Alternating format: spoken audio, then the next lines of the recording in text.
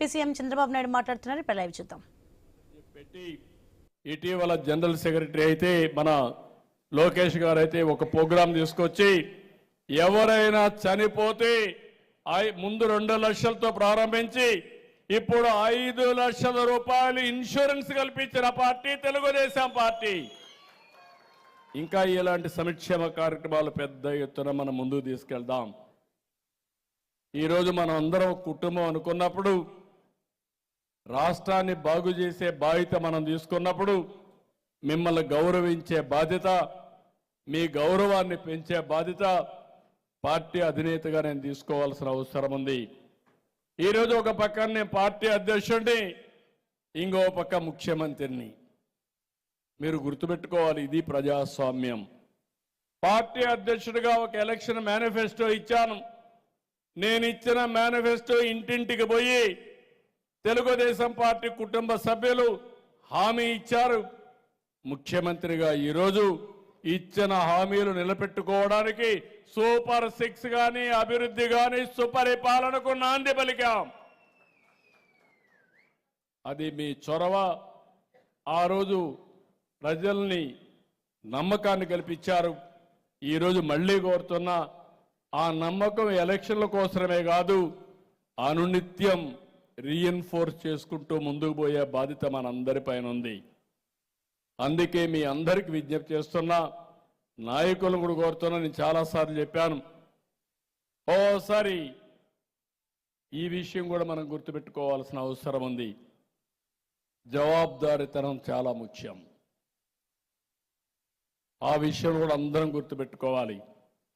మీరు నేను మీకు జవాబుదారీ, మీరు నేను కలిసి ప్రజలకు జవాబుదారీ. ఈ రెండు ఉన్నంత వరకు ఏ శక్తి మనల్ని ఏం చేయలేదు. మనమేదో మళ్ళీ ఒక 5 ఏళ్లుండి మళ్ళా అపోజిషన్ రావడానికి సిద్ధంగా లేము. అదే తెలుగుదేశం పార్టీ ఎప్పుడు గెలిచుంటే ఇప్పటికీ రాష్ట్రం ఎక్కడికి తీసుకుపోయేవాళ్ళమో మనం ఆ విషయాన్ని గుర్తుపెట్టుకోవాల్సిన అవసరం ఉంది. ఈరోజు గుజరాత్లో 25 సంవత్సరాలుగా ఒకటే పరిపాలన, ఒకటే పార్టీ ఉంది, బీజేపీ ఉంది. మళ్ళా గెలుస్తున్నారు కాబట్టి ఒక సుస్థిరమైన పాలన, సమర్థవంతమైన పాలన ఇచ్చారు. దేశంలో ప్రథమ స్థానంలో ఆ రాష్ట్రాన్ని పెట్టే పరిస్థితికి వచ్చారు. ఈరోజు కేంద్రంలో నరేంద్ర మోడీ గారు 3వసారి ప్రధానమంత్రి అయ్యి ప్రపంచంలోనే భారతదేశం యొక్క సత్తా ఏంటో చాటి చూపించే పరిస్థితికి వచ్చారు.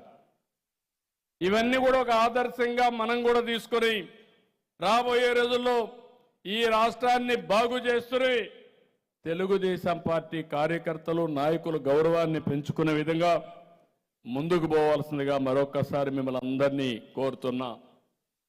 కుట్రలు, కుతంత్రాలు రాజకీయాల్లో చేస్తూనే ఉంటారు. 18 నెలల్లో నేను చూశాను. ఎన్ని విధాల రావాలనో అన్ని విధాల వచ్చే పరిస్థితికి వచ్చారు. ఈరోజు మీరు ఆ పార్టీ పుట్టుకే మీరు చూస్తే నేను చెప్పాల్సిన పని లేదు. ఒక భారతదేశ చరిత్రలో ఎవరు చేసి ఉండరు. ఒక పార్టీ పేపర్ పెట్టిన పార్టీ, అవినీతితో పేపర్ పెట్టిన పార్టీ ఒకే ఒక పార్టీ.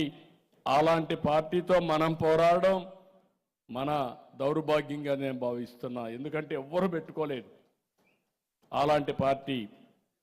ఆ న్యూస్ చూస్తే ప్రతిరోజు నాకైతే అనిపిస్తుంది, కొత్తగా ఒక స్లోగన్ తీసు, అన్ని నాటకాలు అయిపోయినాయి, ఇప్పుడు కొత్తగా ఒక స్లోగన్ తీసుకున్నారు, క్రెడిట్ చోరీ అని. ఈరోజు